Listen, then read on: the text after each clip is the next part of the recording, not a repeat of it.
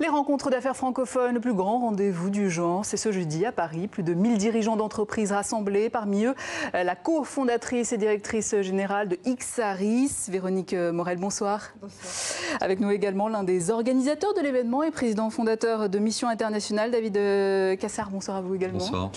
Véronique Morel, qu'est-ce qui vous a décidé, convaincu de participer à cet événement ? Déjà parce que je connais Mission Internationale depuis 1 an et demi, je travaille avec eux.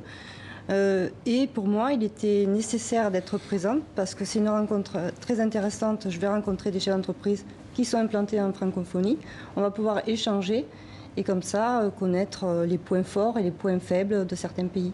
Mission Internationale, rappelez-nous ce que c'est. Alors, Mission Internationale accompagne des patrons de PME, PMI, ETI, sociétés de services ou industriels, multisecteurs d'activité, sur des pays ou des zones francophones, comme port d'entrée vers l'international.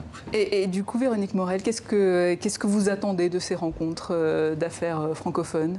Déjà, un échange avec d'autres chefs d'entreprise, ce qui est important pour nous, puisque nous sommes implantés au Québec.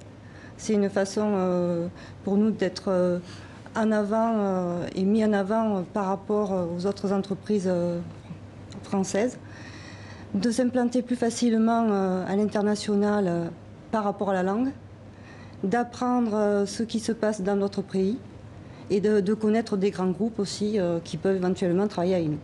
David Cassard, quel est l'intérêt pour une PME comme Ixaris d'intégrer votre réseau ? Pour eux, en fait, c'est l'opportunité pour eux d'aller chercher une première référence dans leur langue natale, puisque le plus dur, en fait, pour des patrons de PME, PMI, c'est de développer une activité à l'international. La plupart des patrons de PME, PMI, où le bas blesse en France, c'est très souvent l'anglais.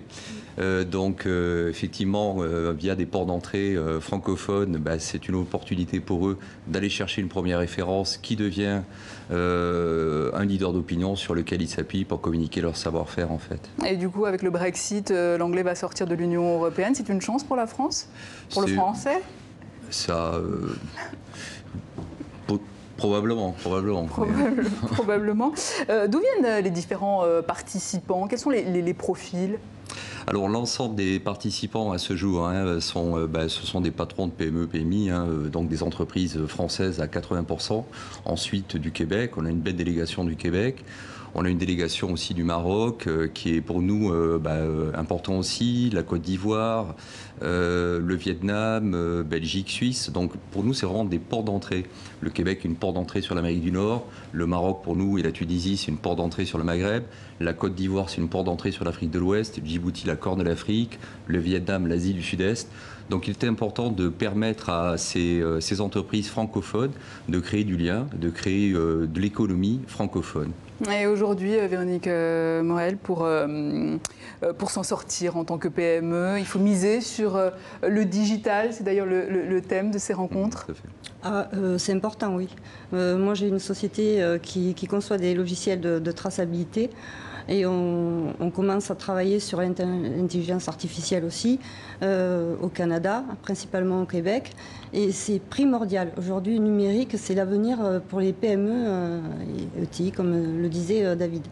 C'est important parce que si on ne fait pas ça, si on ne se met pas dans cette dynamique, on sera mangé par d'autres groupes. Voilà. Véronique Morel, David Cassard, merci à vous deux. Je rappelle que les rencontres d'affaires francophones se tiennent donc ce jeudi à Paris à la Maison de la Mutualité. Merci.